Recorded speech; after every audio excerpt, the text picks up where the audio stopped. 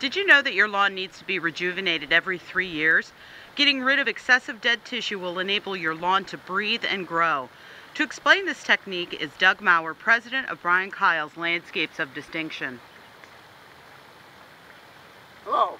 What we're going to do today is a process that everybody thinks or refers to as dethatching. Everybody will call this a dethatching machine. You see a little bit of what was brought up here just before we started the shot. But what I want to tell you is dethatching is kind of a misnomer. Thatch is the product of dead roots. What you see here is not roots. These are dead stems.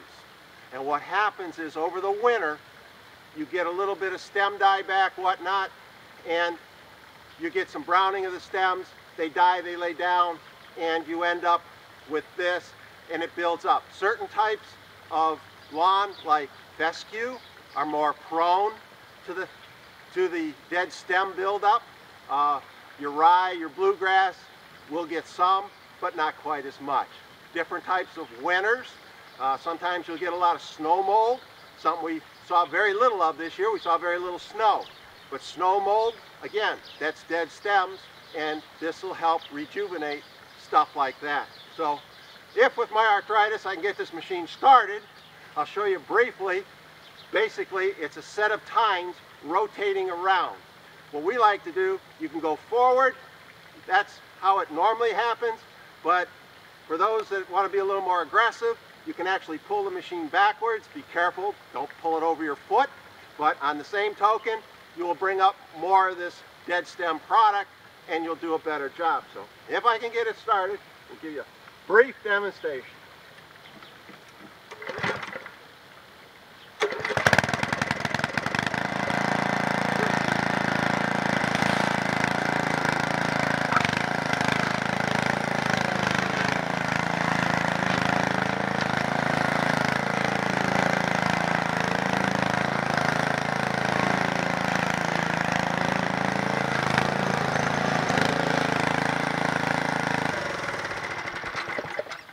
Now, as you see, I've done just a small little tiny area, and we've generated quite a good mess.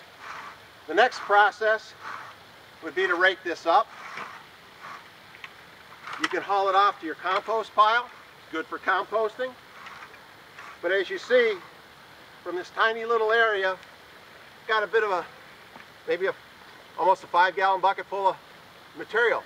Envision this over your entire yard. We have hauled dump truck loads off of people's yards.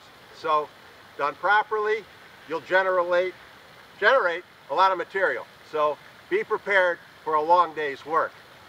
The advantages of this, it's not going to eliminate thatch. It does not do that.